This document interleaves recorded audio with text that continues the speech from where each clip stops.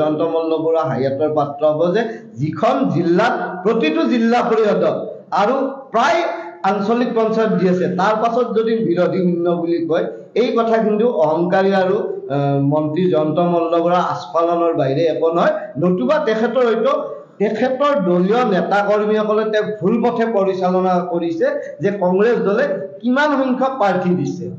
বিৰোধী শূন্য তেতিয়া হ'ব পাৰিলে জিলা পৰিষদত যদি আমি 12খনৰ এখনতো দিব নোৱাৰিলে আঞ্চলিক পঞ্চায়তৰ এখনতো দিব নোৱাৰিলে হয়তো জয়ন্ত মল্লবৰুৱাৰ জ্ঞানৰ অভাৱ নতুবা তেখেতৰ দম্ভ আৰু অহংকাৰৰ ফলত অসমবাসীৰ আগত আমি নলবাৰীবাসী হিচাপে লজ্জিত হৈছোঁ আৰু একেখিনি কথা নলবাৰীৰ সন্মানীয় বিধায়ক জয়ন্ত মল্লবৰুৱাই যোৰহাট লোকসভা নিৰ্বাচনৰ সময়ত যোৰহাটতো কৈছিল যে যোৰহাটত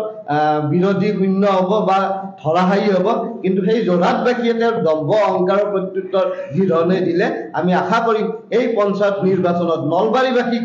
কংগ্ৰেছ শূন্য বুলি কৈ বা বিৰোধী শূন্য বুলি কৈ যি তেওঁ চূড়ান্ত দম্ভ আৰু অহংকাৰ আৰু চূড়ান্ত তেওঁৰ জ্ঞানৰ অভাৱ যি প্ৰকাশ কৰিছে তেওঁৰ প্ৰত্যুত্তৰ নলবাৰীবাসীয়ে নিৰ্বাচনত দিব।